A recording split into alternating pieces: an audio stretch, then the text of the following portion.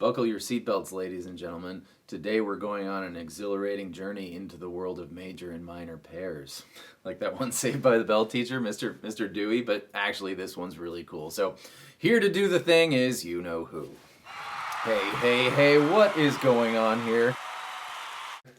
I kind of look like I'm in Soundgarden right now. Anyways, relative minors, what are they, how to identify them, and why are they useful? All right, let's start with the scales. So we always start with C because it's the easiest one to think about. It doesn't have any sharps or flats in it, so we don't even need to do the Willy hat thing. So C, D, E, F, G, A, B, C is the C major scale, right?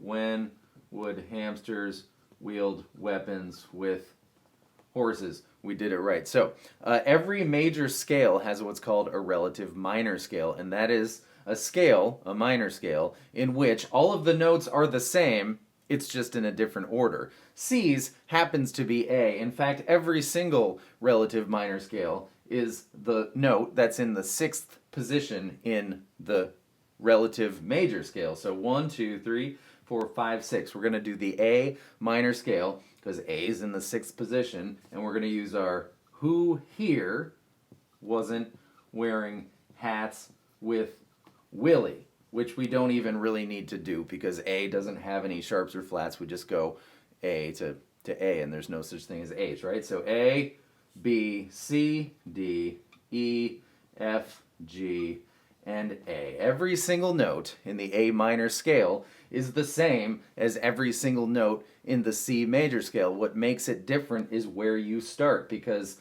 of the whole half whole thing. It's not like you can't just start on D and do the D minor scale and you'll get the same notes. Look here, let's do it. Who here wasn't wearing hats with Willy? Because of the W's and the H's, we'd start with D and we'd get E, then we'd get F, everything's the same so far, we'd get G, we'd get A, but a half step higher than A is not B, it's B flat, so that ruins everything, and D is not the relative minor for C. So now we know which position in our home major scale it is, and why it's the same, and why it's not. Now let's talk about chords. All right, back to C. So if you recall from an earlier episode of this, to turn this C major scale of notes into a C major key of chords, we add a minor to 2 and 3, to 6, and the seventh one is diminished, but it doesn't matter. No one ever uses it anyway. I mean, they do, but not very often, right? All right, same thing. The chord in the sixth position of our home major key is the relative minor chord. The simpler way to say that is 3 half steps down from the top is the relative minor chord. So C's relative minor chord is A minor. A is 3 half steps lower than C, right? We go C going backwards, B, B flat, A. So starting here, 1, 2, 3, which is to say that every single relative minor is located 3 frets below the note in question on your guitar neck, which makes it very, very, very, very easy to find. But let's just do one more example long form so you can get some reps in. Okay, let's do G. I just picked G. It doesn't matter. All the keys are kind of the same relative, themselves because it's all whole, whole, half, whole, whole, whole, half. It's just a matter of which note you start on. So G, A, B, C, D, E, F sharp, and G. So, according to what I said earlier, we are looking for the sixth position in our scale for the relative minor scale. 1, 2, 3, 4, 5, 6. It's E. So, is E minor, G major's relative minor? Let's check our work. Who here wasn't wearing hats with Willy? E to F sharp looks good so far. To G, A, B, C, D, and E. There it is. It's the case. C is A, G is E, Finkel is Einhorn. Back to you, Ryan. All right, very well said. Thank you, Miss Poopadoop. my kindergarten teacher. All right, so the most important takeaway, the most bang for your buck takeaway there is that each relative minor is located 3 frets lower than the major in question, right? So if we look at G, like we just did, right?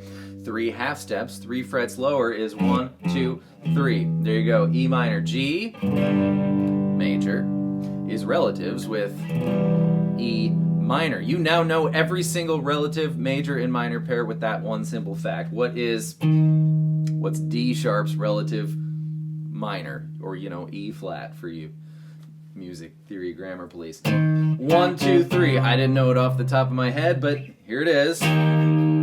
E flat's relative minor is C minor. Now, why is all of this? Wait, let's do 2 more. Here we go. B flat. I don't have any clue, but 1, 2, 3, G minor, and E. 1, 2, 3, C sharp minor. I did know that one off the top of my head. But why is this useful? Songwriters. Anything you can sing over G, E. You can also sing over E minor. Same melody, right? But different thing underneath it. So that could give you some neat ideas for how to create some ear candy. Let's do another example. It works in every relative major and minor key. Let's do or pair rather. Let's do C sharp.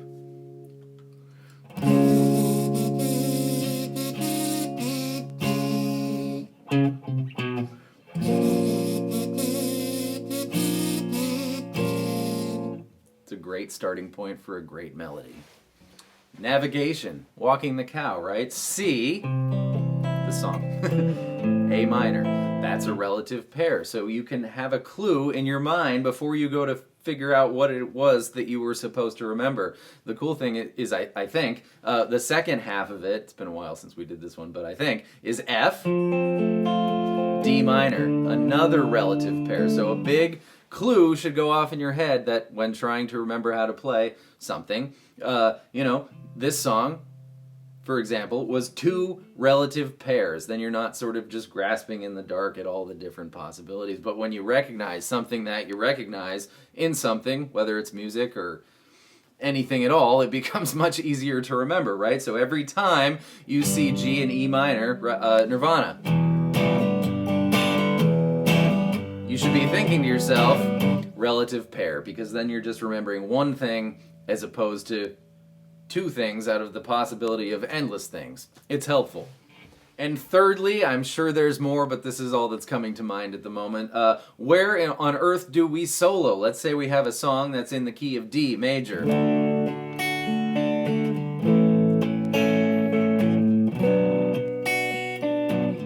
It's just an ice cream progression I just picked. I didn't come up with that. D, A, B minor, and G. That's in the key of D. If you did your chords and your holes in your halves and put your majors and your minors on there, you would see it's in the key of D. So we find a D on our E string. This is E, right? 12th fret is the octave. E flat, D. 10th fret of the E string is D. That's where the major resides. Now let's go down 3 frets, like Miss Poopadoop said. 1, 2, 3, and we find ourselves on the 7th fret, B. That's where you play the shape we all know and love, the minor pentatonic scale.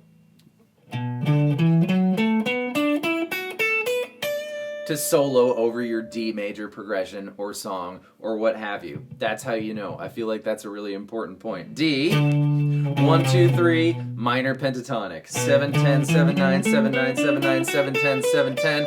Of course, soloing's a whole big topic and we will definitely get into it. But that's the relative major and minor thing about soloing. Yeah, and that's it. I'm sure there's more. Can you think of any useful reasons to know your relative majors and minors? Those are just the 3 that came to mind right now. So I really hope that was helpful. I remember the day I learned about that. It was so let me know if you had a there with that. I think it's a really useful, fun thing for me, for songwriting and song remember. Well, I guess for the 3 that I said. I really hope that was helpful. I hope you enjoyed that. I'll see you in 2 weeks, of course, for the next iteration of Let's Learn Music Theory. And I will see you next time with more stuff. Thank you so much for being here. Goodbye. one more song. There's just one more thing I wanted to point out. I feel I would be remiss if I did not point this out. Okay, our C major scale, right? But I left the C off the end to illustrate that this C is that C, right? It goes in a loop forever and ever and ever. So, whole half is the major scale, and if we start on A and don't change the W's and the H's, we get who here, which brings us here, right? Wasn't wearing hats with Willie, and that's why the minor scale is who here wasn't wearing hats with Willie. These things don't change, you just start on a different note. Okay, bye for real.